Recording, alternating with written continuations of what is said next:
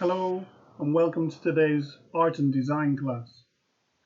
Today we're going to talk about the Renaissance period, the period of time during which we had artists like Galileo, Da Vinci, and many others that we'll come to in a little time. So, what was the Renaissance period and when did it begin?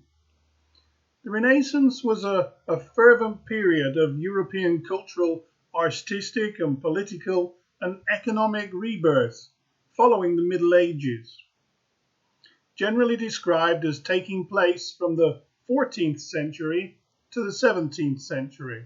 The Renaissance promoted the rediscovery of classical philosophy, literature, and art. Now, we hadn't really seen this since the Roman days and the Greek days, and humans had gone through a pretty rough time of existence with little focus on the artistic side of life. Now, some of the greatest thinkers, authors, statesmen, scientists, and artists in human history thrived and came about during this time, while global exploration opened up new lands and cultures to European commerce. Think that it was about this time that Christopher Columbus supposedly discovered America. We'll find out at some point that he didn't actually, but he's accredited with its discovery for a long time. The Renaissance is credited with bridging the gap between the Middle Ages and modern day civilization.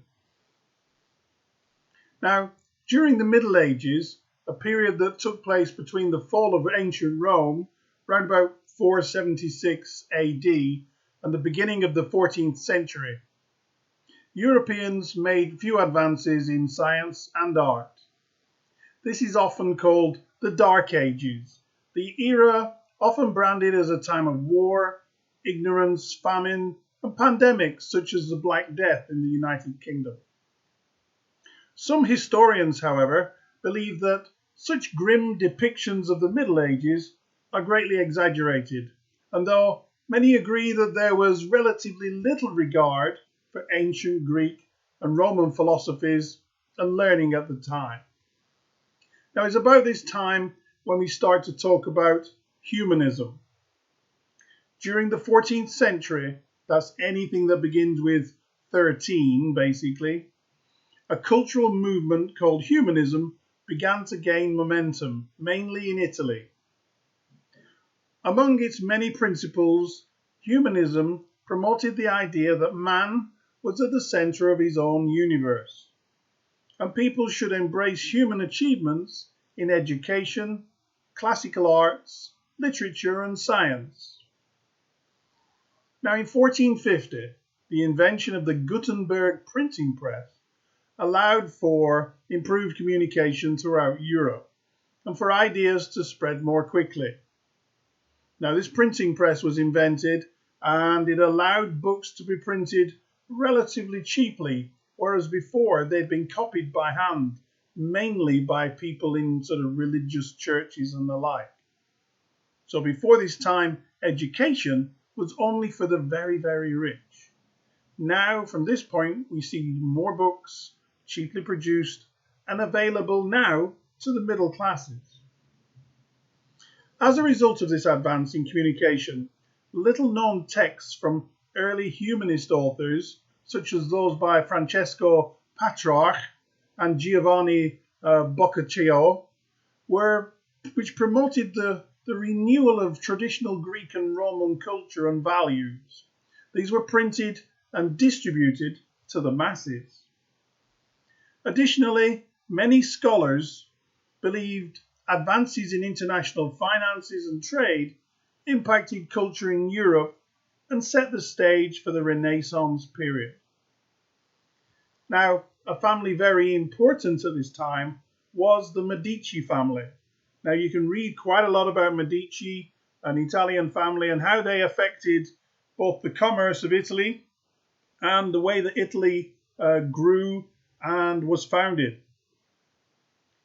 The Renaissance started in Florence, Italy, a place with a rich cultural history where wealthy citizens could afford to support budding artists. They had plenty of money. Members of the powerful Medici family, which ruled Florence for more than 60 years, were famous backers of this movement.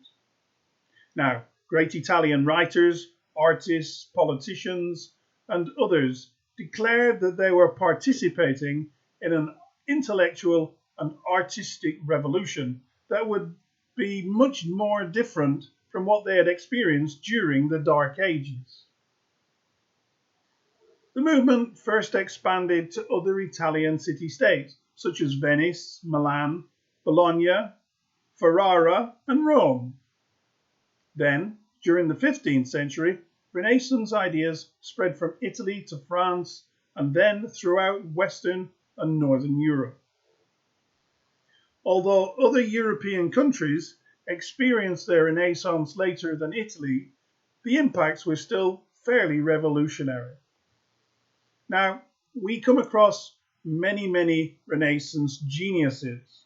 It seems there was a glut of them about this time, and some of the most famous and groundbreaking Renaissance intellectuals, artists, scientists, and writers include people such as Leonardo da Vinci, René Descartes, Galileo, Geoffrey Chaucer in the United Kingdom, Dante. You may have read about Dante, and one of the early pioneers, Titian.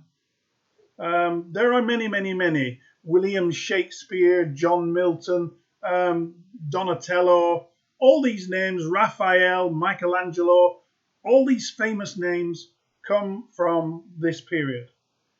Now, I'm also including within this lesson a number of those in the form of handouts. And we'll talk about your assignment later on. But take a look at those and try to choose which one is your favorite. Renaissance art, architecture, and science. Well, art, architecture, and science were closely linked during the Renaissance.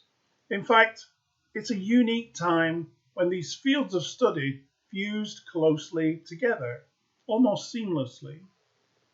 For instance, artists such as Leonardo da Vinci incorporated scientific principles such as the anatomy of man into some of his famous drawings.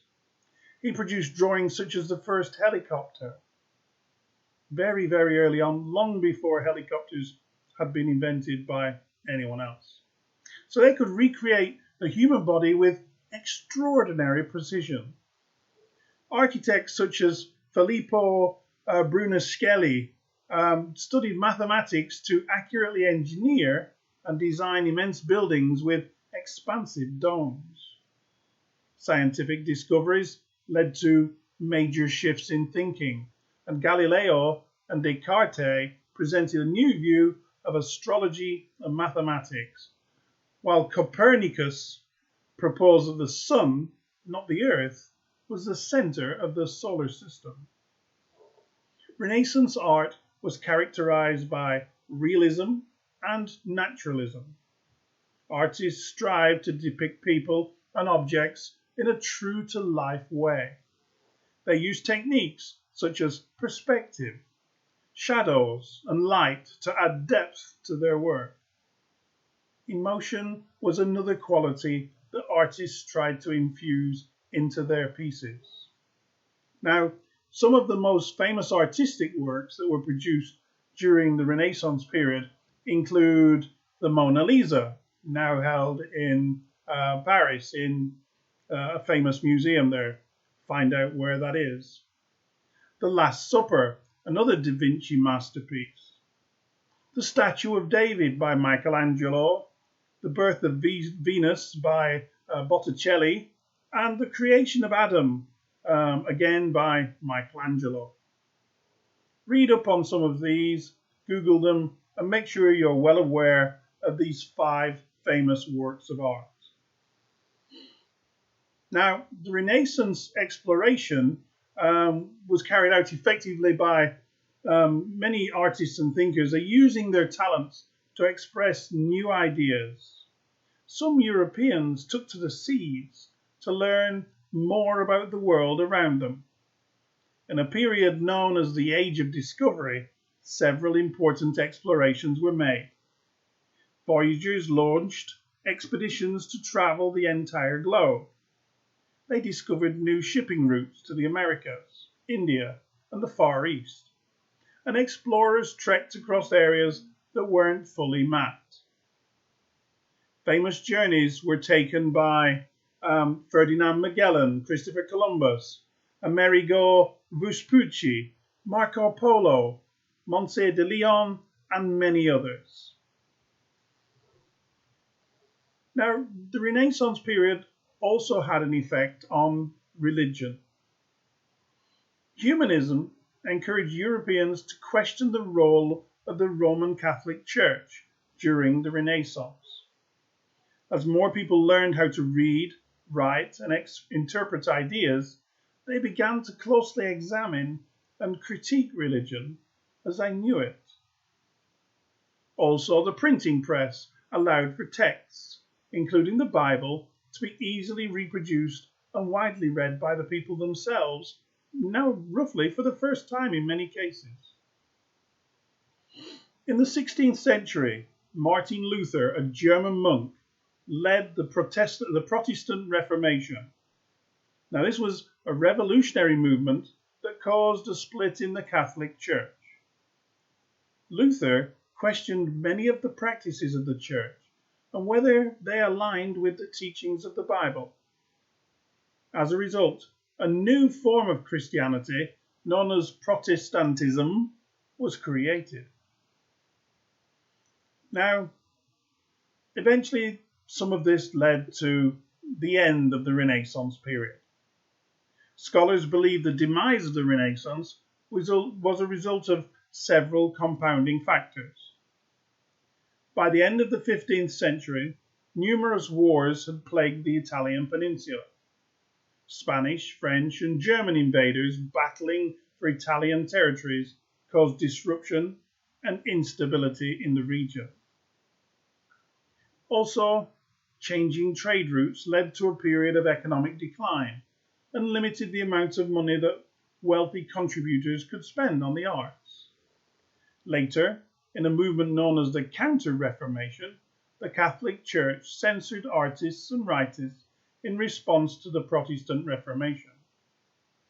Many Renaissance thinkers feared being too bold, which stifled creativity. Furthermore, in 1545, the Council of Trent established the Roman Inquisition, which made humanism and any views that challenged the Catholic Church an act of heresy, punishable by death. Now, by the early 17th century, the Renaissance movement had died out, giving way to the age of Enlightenment. Now, there's been much debate over the Renaissance period, and while many scholars view the Renaissance as a unique and exciting time in European history, others argue that the period wasn't much different from the Middle Ages, and that both eras overlapped more than traditional accounts actually suggest.